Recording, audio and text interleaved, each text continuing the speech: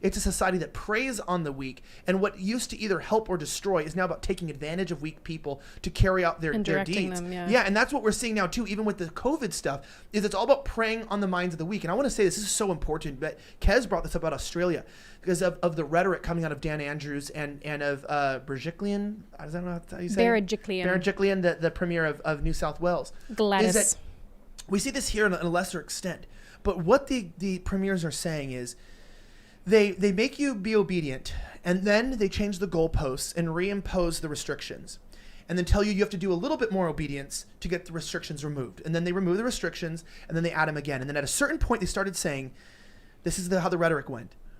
You who are obedient, this sounds like a regime, you who are obedient, the reason why you are unable to finally break out of this constant cycle of lockdown and totalitarianism is because the unvaccinated, the disobedient, are keeping you locked down.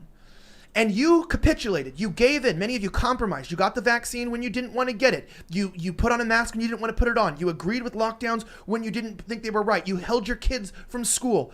And you know what's happening? Because of this small group of people who are still resistant, you have to be punished again. And their resistance isn't just affecting them, it's affecting you. And it's splitting the population against the subservient and those who are independent. And they're creating this weak group of people who are more and more capitulating and more are giving in to hate the people, thinking that it's the unvaccinated that are causing the problems, but it's the government who are causing them. So it's getting that it's deflecting off the government. It's like, no, the government is causing the issues. They're the ones locking you down. They're the ones ruining your life. They're the ones instating the restrictions. It's not the unvaccinated people that are ruining your life. It's kind of weird because, like, I agree with you to an extent, but just looking at the things that, again, I have, like, all my friends and family, you know, a ton of them are in Australia, and the things that they say is stuff like, it's not that hard to wear a mask, just wear a mask. And it's like, these are people who are conservative, or at least like who, you know, lean to the right, or who, you know, are libertarian somewhere on the right wing somewhere.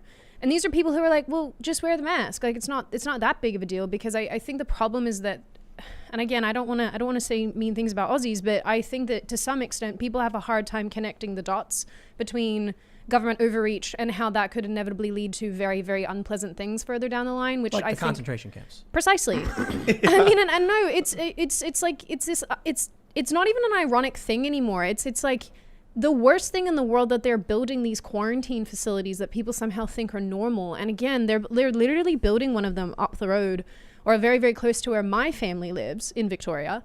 And it's disturbing in a lot of ways to think about, again, how, and I was trying to find this tweet for Lydia just in case she wanted to, you know, pop it up on screen or something, where someone had basically taken these photos of one of these quarantine facilities and said, well, look how nice it is. Look, there's a pool and there are the people drinking the coffee, and oh, this person's sitting on a deck. Oh, that's freaking great. You can't leave though.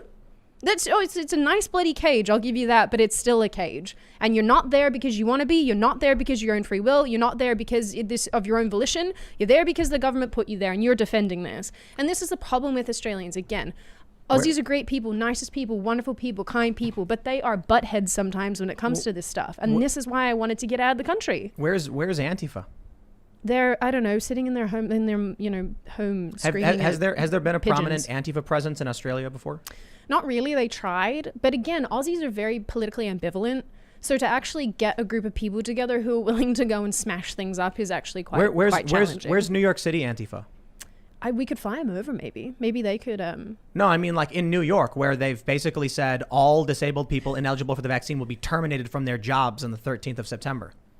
I don't know why you're asking me. Ask Elijah. He's the one who plays with all the Antifa. Unfortunately, they're the ones thinking that and siding with the state. They're basically some of the most easily manipulated piece of crap people that unfortunately for us... I want to get this. Yes, that's an Aussie unfortunately phrase. For us, what they are doing is they are pushing the authoritarian mandates. They are an extension of far left political ideology, and whatever the far left is pushing in this country, they just side with. They don't have any original thought. They are well organized, but as of right now, they are being used to bully people, and especially what they are most being known for right now, especially, is attacking anti-lockdown protests, even church groups. I'm sure you guys covered that in Portland. They're attacking prayer meetings. They destroyed an entire ministry's office. They're attacking Christians now because Christians are being seen as some of the few purveyors who are against this tyranny who would it be said that people who believe in individual liberty and liberty to Christ would not want the government, coming down on you? The same government that also like burned and hung a lot of them upside down and, also like killed Jesus. But anyway, thanks for coming back. We actually need right now, based on what we're seeing in New York, we need actual people who oppose fascism to stand up, reject this, to protest and say no. But I'm looking at NYC Antifa, and they don't care at all. They're cheering for the government on January 6th, all that stuff. They love all this sort of stuff. They're like, get them, boys. Because they're not anti-fascist. They just use that as a way to recruit stupid college students who don't know better. Well, angry people too. Something that I wanted to say actually at the beginning of this show, and we sort of got very off topic talking about cows and things, was when you were talking about this legislation where, the government comes in and can put things on your phone and all of that. I think people need to realize that in Australia especially, and I know this is the same thing here in the United States, and I dare say in most Western countries around the world, but Australia has some of the most psychotic legislation pertaining to what the government can do to you, obviously, but especially towards like terrorism legislation. So when they pass these extreme things, these extreme measures that are, in response to a terror attack or, COVID or whatever the case is, obviously we all know that they never appeal them, but I think people need to look into some of the terrorist legislation that exists in Australia, the anti-terror legislation, where like, for example, when I was doing my master degree, I did this ethics course, and basically we had to learn, because it was my master's in journalism, we had to learn about like ethics and, where the social contract and all this fun stuff.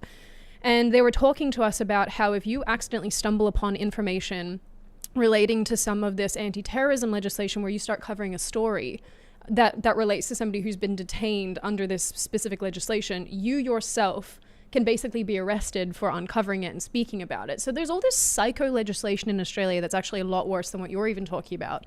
And it set the precedent for worse and worse and worse legislation that continues to infringe the rights of Aussies. And Aussies don't know and don't care because they're politically ambivalent. So once again, we roll back around to the fact that, am I surprised that Australians are sitting in their homes and have been sitting in their homes for 200 days plus? No, I'm not, because this is what you get with an ambivalent population. If they want it, they get what they want, I guess.